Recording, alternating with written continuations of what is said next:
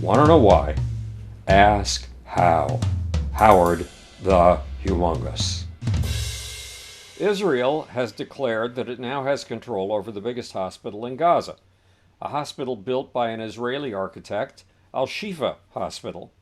Why attack a hospital with numerous buildings, a staff of 700, 550 patients, and up to 3,000 people seeking shelter?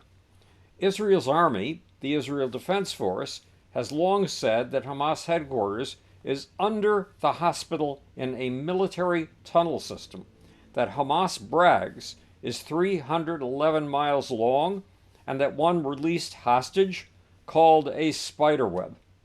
American intelligence agrees that a Hamas command and control center is indeed under the Shifa hospital. Has Israel found Hamas underground military headquarters? It's made a start. It's found one tunnel entrance under Al-Shifa. It's also found tunnel entrances under two other hospitals, the Weaponizing Children's Hospital and Al-Quds, Gaza's second largest hospital. And in those tunnels, it has killed half a dozen of Hamas top leaders. Reports Ynet, in one tunnel, the Israeli forces killed the head of the Hamas Northern Brigade and the commander of the long-range missile force, and in the other, the troops killed members of the Hamas political leadership. By the way, that rocket force, that long-range missile force, fires roughly 350 rockets a day into Israel, aiming for civilian targets. Meanwhile, Israel's military, the IDF, tweets that, quote, in the Shifa hospital complex, IDF troops found a hidden booby-trap vehicle containing a large number of weapons, including AK-47s, RPGs, sniper rifles, grenades, and other explosives. Now look, it's a war crime to militarize a hospital, but Hamas has turned the Shifa hospital into a fortress. In Al-Shifa, the IDF has found grenades, military uniforms, and other military equipment. Some of this gear was hidden behind the MRI scanner. The IDF has also located a room in the Shifa hospital where soldiers found, quote, technological assets along with military and combat equipment used by Hamas, close quote. The IDF adds that in another department in the hospital, the soldiers located an operational command center and technological assets belonging to Hamas. In other words, Hamas has militarized Al-Shifa hospital. Hamas has committed a war crime. But the real prize Israel is looking for appears to be the Hamas headquarters below the hospital. And Israeli Defense Forces spokesperson Rear Admiral Daniel Hagari implies that finding that headquarters will take time, in part because Israel's soldiers are forbidden from going into the tunnel by orders. Meanwhile, Hamas has reportedly moved its command center and its staff to South Gaza, where 1.5 million Gazan people have taken refuge, which means that Hamas has already turned the people of Gaza City into armor made of meat, into barricades of human lives, and into human shields.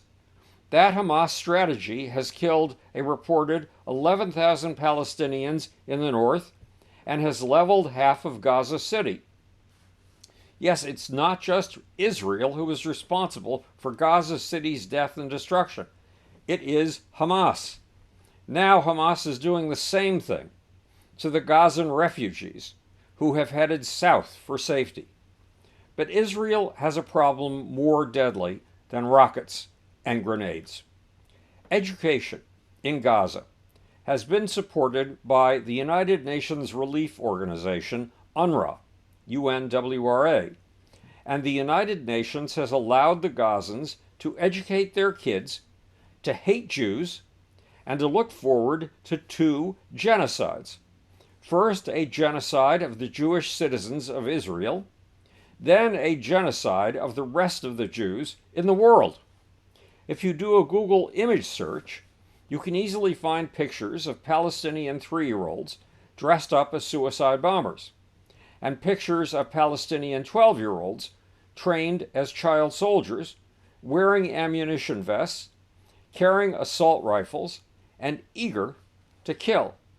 Every child in Gaza has been weaponized. What's more, says Israel's Defense Force, Hamas placed rockets inside a little girl's bed and anti-tank missiles inside a baby stroller. This is the enemy, says IDF, we're fighting.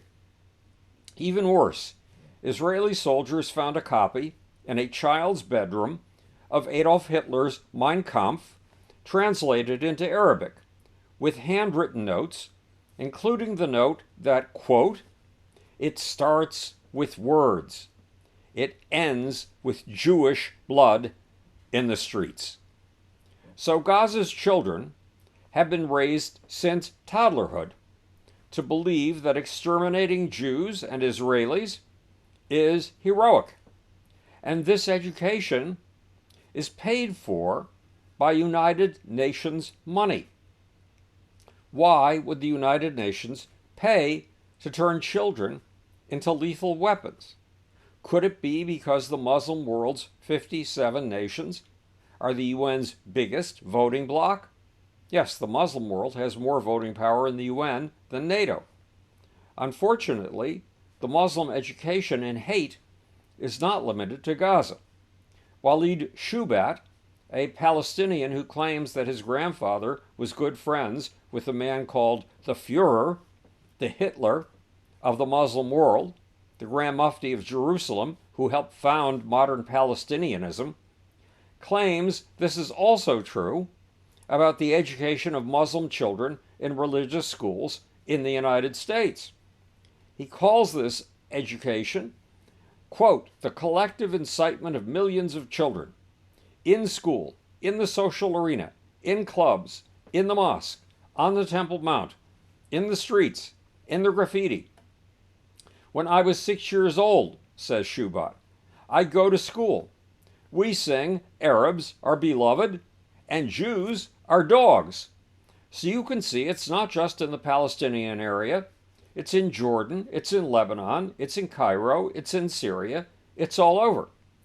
What Shubat describes is racism and the command to slaughter, which means that Westerners marching in the streets of America and London for a ceasefire are not marching for peace.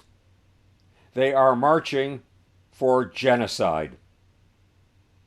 This is Howard Bloom, speaking to you from the future. It's your job and my job to make. Or, how can you smile after this? Want to know why? Ask how. And now for the infamous off button.